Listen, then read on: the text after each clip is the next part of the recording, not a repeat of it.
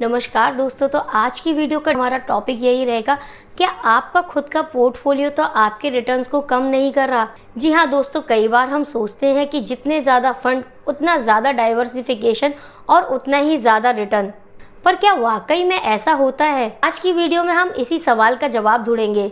Mutual fund portfolio में कितने funds होने चाहिए और जानेंगे कि ओवर डाइवर्सिफिकेशन आपके रिटर्न्स को कैसे कम करता है। वीडियो को एंड तक ज़रूर देखिए, क्योंकि मैं आपको बहुत ही ज़्यादा सिंपल और प्रैक्टिकल तरीके से समझाने वाली हूँ कि पोर्टफोलियो डाइवर्सिफिकेशन किस तरीके का होना चाहिए। सबसे पहले बात करते हैं कि एक स्मार्ट तरीका क्या है पोर्टफोलियो को मैनेज करने का। पहले मैं आपको एक बहुत ही ज़्यादा म्यूचुअल फंड से जुड़ी हुई ज़रूरी बात बताना चाहती हूँ कि म्यूचुअल फंड अपने आप में ही एक डाइवर्सिफाइड प्रोडक्ट होता है।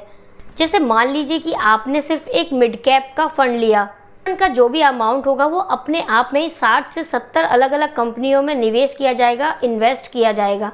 जैसे कि आपने अगर मिड कैप लिया है तो ज़्यादा से ज़्यादा शेयर उस कंपनी का लगाया जाएगा मिड कैप कंपनीज में, लेकिन उसका कुछ पोर्शन लार्ज कैप और स्मॉल कैप में भी लगाया जाता है। जो म्यूचुअल फंड को मैनेज करते हैं वो ऑलरेडी ही डाइवर्सिफिकेशन करके चलते हैं। इसके अलावा भी हम जानते हैं कि कैसे आप अपने फंड्स को डाइवर्सिफाइड कर सकते हैं अपने हैंड से स्मार्टली। तो वीडियो को एंड तक ज़रूर देखिएगा और चैनल को सब्सक्राइब कीजिए, वीडियो को लाइक कीजिए, जिससे कि हम आने वाले टाइम पे आपके लिए इस तरीके की इन्फॉर्मेटिव वीडियोस लाते रहें। और अब बात करते हैं कि क्या होता है जब आप बहुत ज़्यादा अपने पोर्टफोलियो को बड़ा कर लेते हैं, उससे आपको क्या डिसएडवांटेजेस हो सकते हैं। देखिए, सबसे पहला आता है फंड ओवरलैप। मान लीजिए कि आपने तीनों लार्ज कैप फंड अपने पोर्टफोलियो में शामिल किए हुए हैं, तो उनकी टॉप 10 स्टॉक्स की जो होल्डिंग होगी वो सेम ही रहने वाली है लगभग।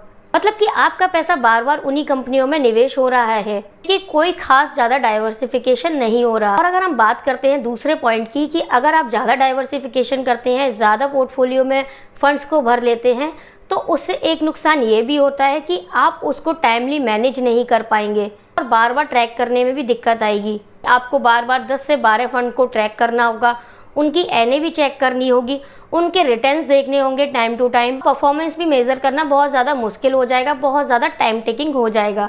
इससे तो बेहतर यही है कि आप कुछ सेलेक्टेड फंड को अपने पोर्टफोलियो में रखें जो कि अच्छा रिटर्न दे रहे हैं और टाइम टू टाइम उन सब फंड्स को रिव्यू करते रहें। ज़्यादा फंड रखने की वजह से आपको रिटर्न्स को एवरेज करने में भी टाइम लग सकता है। कभी कभी कुछ फंड अच्छा रिटर्न देते हैं, कुछ फंड कमज़ोर रिटर्न देते हैं।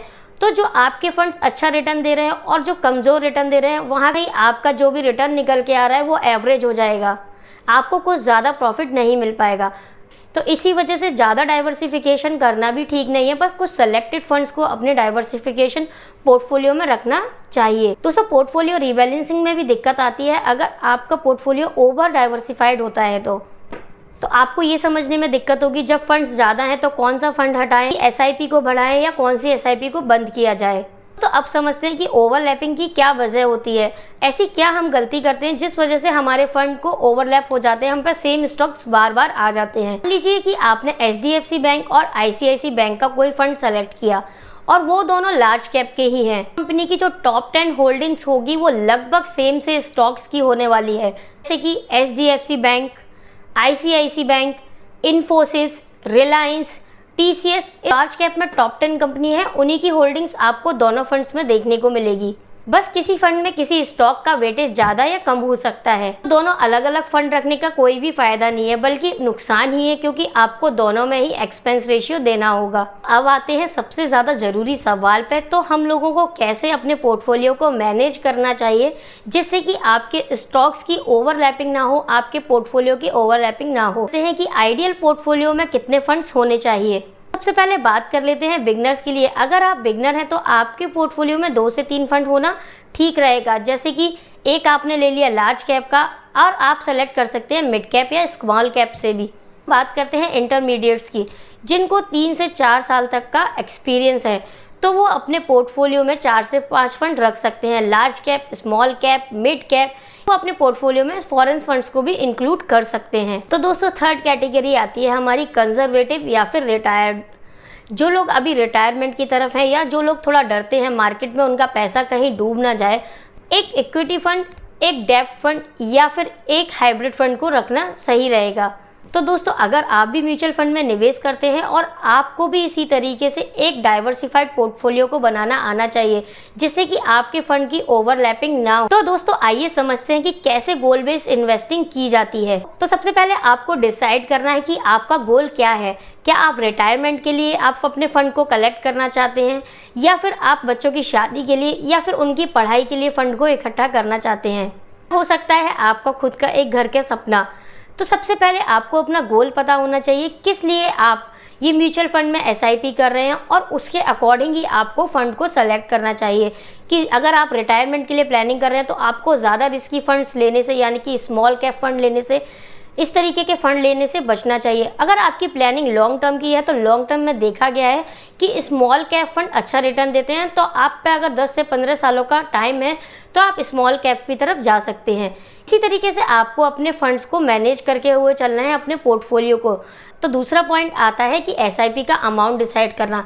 अगर आपको पता है कि आपका गोल क्या है, रिटायरमेंट है या बच्चों की शादी है या उनकी पढ़ाई है या आपका खुद का घर खरीदना है, तो आपको उसके लिए एक एसआईपी का अमाउंट डिसाइड करना होगा जो आप हर मंथ इन्वेस्ट करेंगे अपने गोल को अचीव करने के लिए। हर गोल के लिए अलग अलग फंड चुनें। रिटायरमेंट के लिए एक अलग फंड, बच्चों की पढ़ाई के लिए अलग फंड, उनकी शादी के लिए अलग फंड, या आपके खुद के घर खरीदने के लिए एक अलग फंड आप सेलेक्ट कर सकते हैं। और सबसे ज़रूरी बात कि फ़ंड को आपको कैटेगरी में डिवाइड करना है, उनकी एएमसी कंपनी के नाम से नहीं।